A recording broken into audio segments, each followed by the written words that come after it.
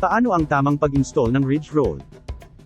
Things you will need: number 1, riveter, number 2, electric drill, number 3, metal scissor, and number 4, tech screw. Step 1. Ilapat ang ridge roll sa tamang pwesto nito. Siguraduhin na nakasentro sa magkabilang side ng bubong. Sukatan at gupitin ang portion ng ridge roll na tatama sa mga kurbo ng roofing panels.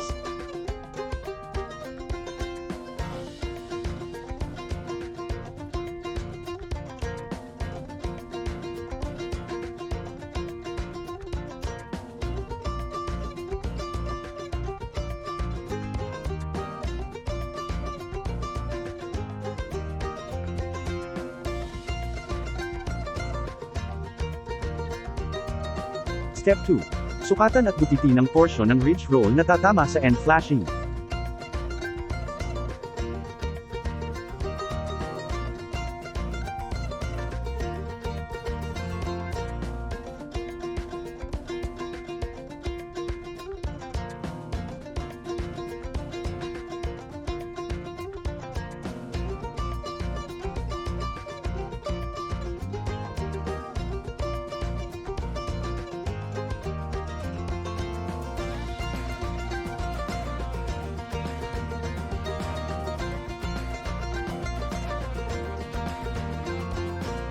Step 3.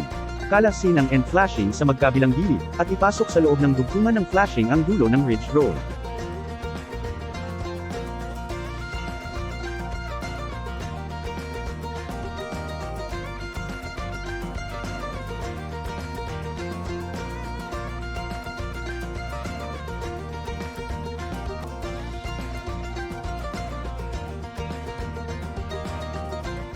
Step 4.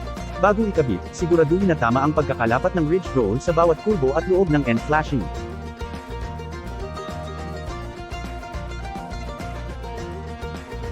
Step 5. Butasan ang ridge roll gamit ang electric drill. Ikabit ito sa roofing panels gamit ang riveter at blind rivets 5 by 32 inches by ½ inch.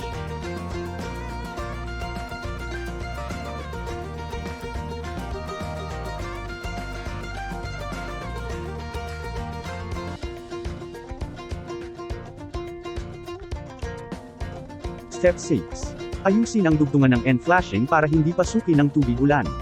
Markahan at gupitin ang mga sobrang portion ng end flashing na tatama sa ridge roll.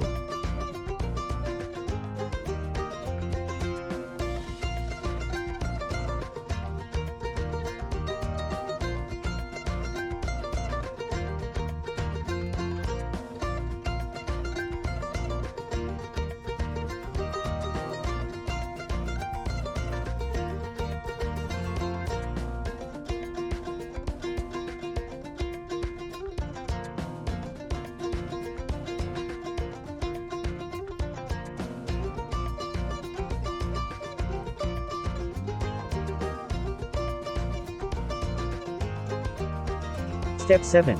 Butasan ang ridge roll gamit ang electric drill. Ikabit ito sa end flashing gamit ang riveter at blind rivets 5 by 32 inches by ½ inch.